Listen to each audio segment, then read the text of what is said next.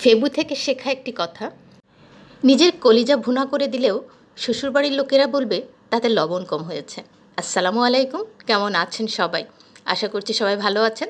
আমি সালেহা চলে আসলাম ছোট্ট আর একটি ব্লগ ভিডিও নিয়ে। আশা করছি সবাই সাথে থেকে আমার ভিডিওটি উপভোগ করবেন।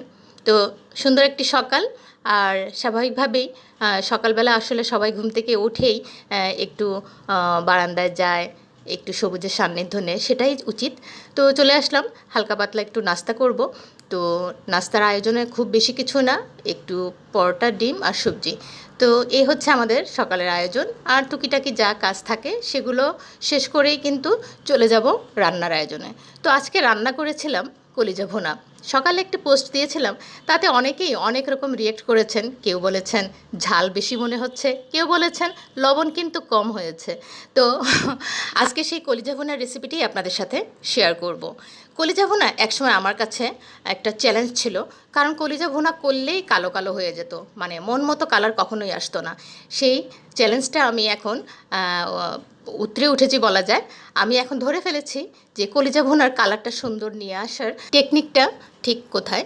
তো আসলে সত্যি বলতে কলিজা খুব ভালোভাবে পরিষ্কার করতে পারলেই কিন্তু কলিজা ভুনার কালারটা খুব সুন্দর চলে আসবে। তো আমি কিন্তু সব রকম মশলাপাতি দিয়ে মশলাটা কষিয়ে নিয়েছি, আপনারা হয়তো দেখেছেন। আর কলিজাটা আমি গরম পানিতে 2-3 মিনিট বয়েল করে নিয়ে খুব ভালোভাবে পরিষ্কার করে নিয়েছি। এই পরিষ্কার করে নেওয়ার কাজটাই হচ্ছে মেইন। আর এখানে একটা পাতলা পর্দা থাকে, সেটাও ফেলে দিতে হয়।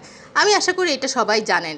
আজকাল ফেসবুকের কল্যাণে বলুন কিংবা ইউটিউবের কল্যাণে বলুন, যেটুকু জ্ঞানের ঘাটতি ছিল সেটুকু কিন্তু আমরা শিখে নিয়েছি। তো যাই হোক, আমি এখন কলিজাটা খুব ভালোভাবে কষিয়ে নিচ্ছি। কলিজাটা খুব ভালোভাবে কষাতে হবে, আর যেহেতু কলিজার মধ্যে কোনো ধরনের ফ্যাট থাকে না, তো সেখানে একটু তেল মশলাটা একটু বেশি পরিমাণে দিতে হবে। তো খুব ভালোভাবে আমার কষানো হয়ে গিয়েছে। এখন আমি একটু ঝোল দিয়ে দিব। ঝোলের পানিটা দিয়ে দিলেই আর বেশিক্ষণ লাগবে না, কারণ অনেকটাই আমার কলিজাটা সিদ্ধ হয়ে এসেছে। তো কলিজা ভুনা কার কী দিয়ে খেতে ভালো লাগে? কেউ হয়তো বলবেন কেউ পোলাও, কেউ বলবেন লুচি পরোটা। আর আমি আসলে রিচ ফুডগুলো একটু অ্যাভয়েড করি, আমার আসলে খুব একটা ভালো লাগে না। আমার বরাবরই সাদা ভাতের সাথে মাংসের প্রিপারেশনগুলো বেশি ভালো লাগে। তো যাই হোক, আমার কলিজার রান্নাটা কিন্তু কমপ্লিট হয়ে গিয়েছে। আর একটু দমে রাখলেই আমার কলিজা ভুনাটা সম্পূর্ণ কমপ্লিট হয়ে যাবে। তো প্রথমে আমি বেরেস্তা করে নিয়েছিলাম। বাঙালি আসলে মাংস রান্নায় বেরেস্তা না দিলে যেন তাদের রান্নার পরিপূর্ণতা আসে। আর সাথে দিয়ে দিয়েছি ভাজা মশলা গুঁড়ো, যেটা অবশ্যই দিতে হয়, না হলে তো স্বাদটা অপূর্ণই থেকে যাবে। তো আমার রান্না কিন্তু কমপ্লিট। যে কোনো রান্না শেষ করার পরে কিছুক্ষণ চুলার উপর রেখে দিলে খুব সুন্দর একটা কালার আসে।